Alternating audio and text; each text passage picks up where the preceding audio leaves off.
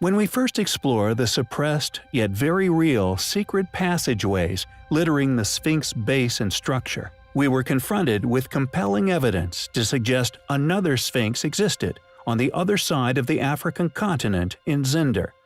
Not only were there still existing remnants of this once spectacular structure, but there also remains the clearly recognizable and notoriously erosion-resistant accompanying pyramids.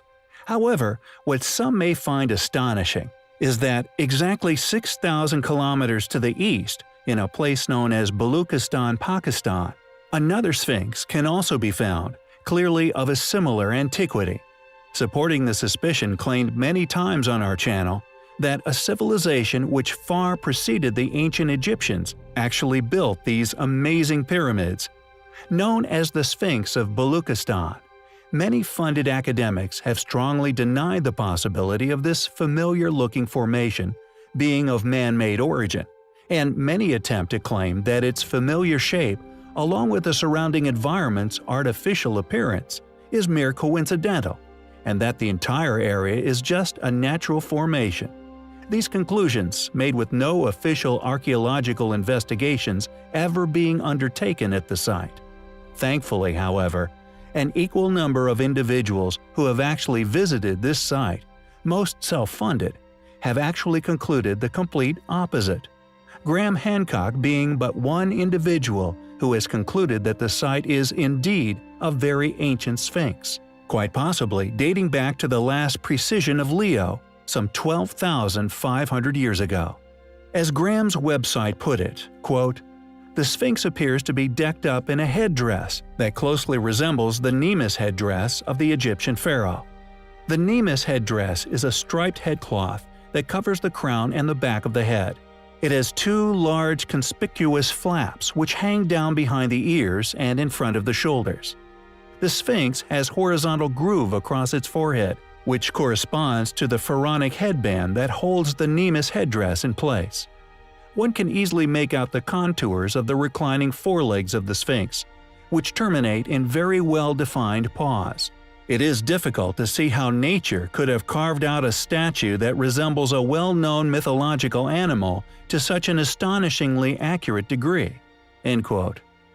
We find it disappointing, yet not surprising, that many individuals within modern academia, accredited with many titles to their name and thus much educational responsibility, would defend a paradigm regardless of investigative support, a highly unprofessional yet repeated practice across many fields. The Sphinx is perceived by nearly all concerned as a symbol of protection, a guarding force which was often erected at sacred or highly important sites. And the Sphinx of Baluchistan is no different, appearing to be guarding a temple-like structure nearby. Many have concluded that the Baluchistan Sphinx temple site actually retains clear evidence of pillars, a temple entrance, an elevated sculpted structure to the left of the entrance, along with much more interesting geology in the surrounding area. Is the Baluchistan really just a natural formation? If so, why has no official investigation been undertaken? It is clearly a very controversial archaeological site, and one we find highly compelling.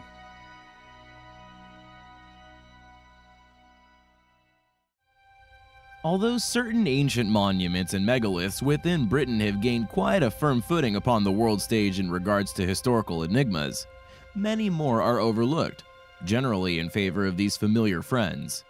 Stonehenge being but one among these particularly popular attractions for the crowds. Stonehenge rests within the Stonehenge, Avebury, and associated UNESCO World Heritage Sites. Another member of this cluster of sites is known as Silbury Hill, which remained the largest man-made structure within Europe for many thousands of years. It's made completely out of chalk, and that is indeed an ancient pyramid which is some 4,000 plus years old. Once you learn these incredible facts regarding this ancient structure within the UK, just a stone's throw away from Stonehenge, you begin to suspect that Stonehenge may not be as impressive as it's made out to be, and that it may have been used to distract the public away from this phenomenal structure. Excavations of the pyramid have revealed that it took no less than 100 years to complete, and also housed an ancient cathedral. All attempts to burrow to the center of the pyramid in search of a burial chamber, in particular the tombs, have so far ended in failure.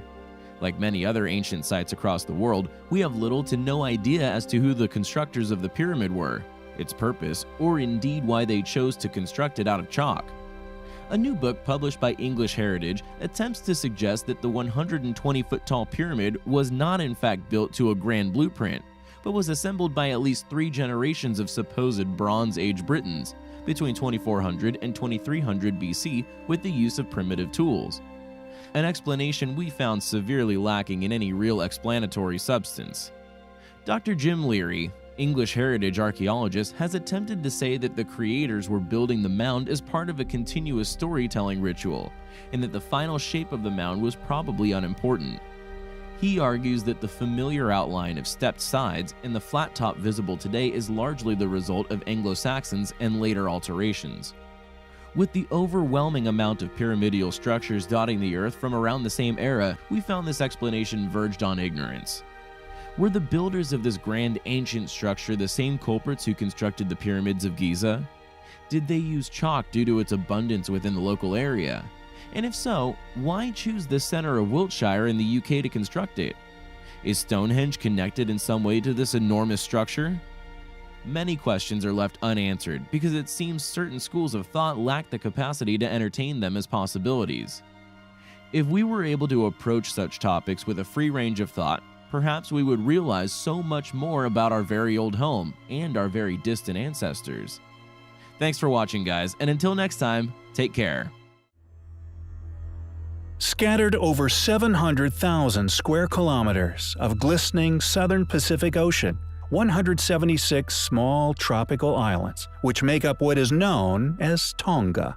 And one, it seems, was chosen for the location of a rather amazing ancient structure. One of the most mysterious megalithic monuments in the world, an ancient trilithon known as the Megalith Gate of Hahamunga. The mainstream academic explanation for the site is as follows. Hahamunga is a megalith trilithon that was built around 1200 AD, built by a king of the time as the entrance to his royal compound, Heketa. As with many intriguing and confusing ancient structures upon Earth, if you dig further than mainstream attested views, you will often unearth another opinion, often suggesting a far longer, far more astonishing tale set much farther back within our past. And the Tonga Gateway is no exception. Although mainstream archaeology, through native folklore and currently accepted chronological knowledge of the previous inhabitants of the island, suggests that the Tonga Trilithon is but a mere 800 years old. There exist 3 rather large problems with this conclusion. Until, of course, erosion inevitably takes hold, drawing a line between a discernible archaeological feature and an apparent geological one. The Tonga Gateway now consists of 3 coral limestone slabs, each still weighing in at around 40 tons. 3 rather large elephants in the room for mainstream archaeology.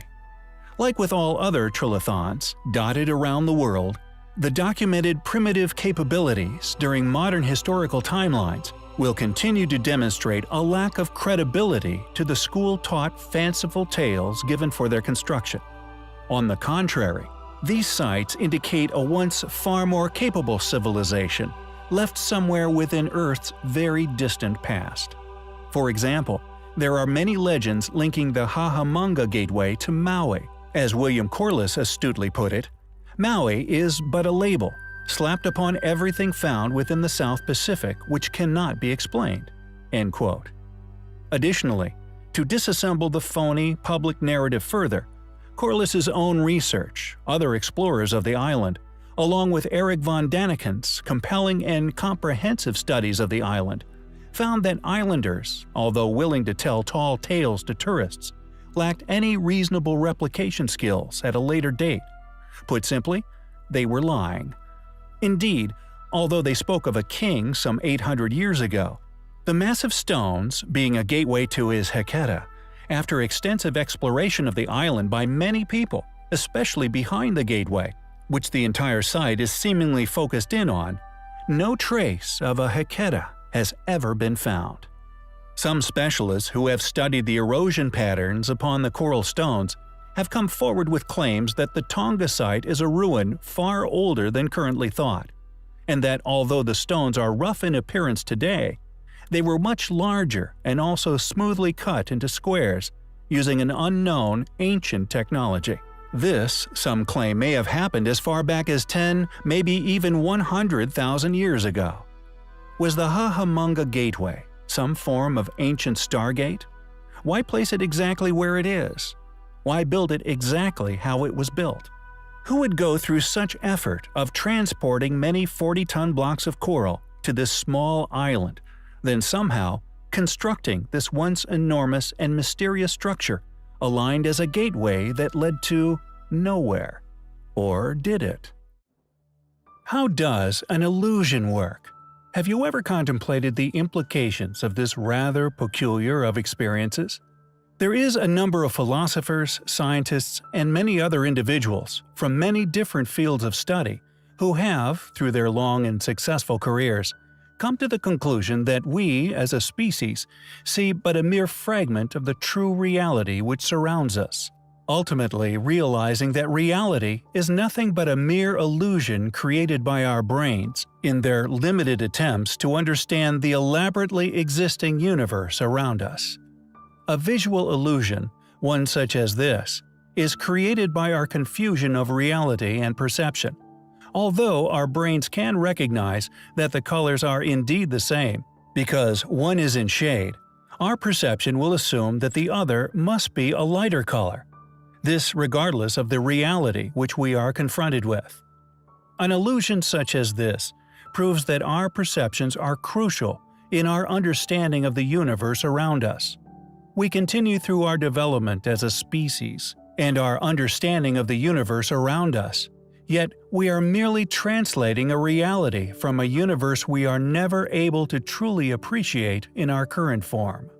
We are seemingly carving out our own reality within a matrix far more complex than we could possibly imagine, a universe just waiting to be discovered and explored.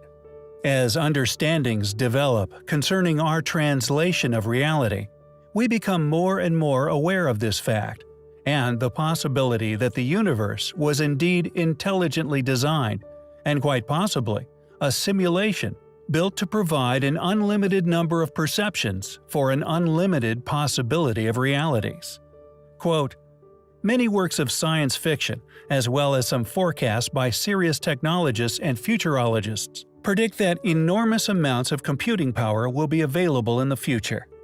Let us suppose for a moment that these predictions are correct. One thing that later generations might do with their super-powerful computers is run detailed simulations of their forebears, or of people like their forebears. Because their computers would be so powerful, they could run a great many such simulations. Therefore, if we don't think we are currently living in a computer simulation, we are not entitled to believe that we will have descendants who will run lots of such simulations of their forebears." Nick Bostrom from Are You Living in a Computer Simulation?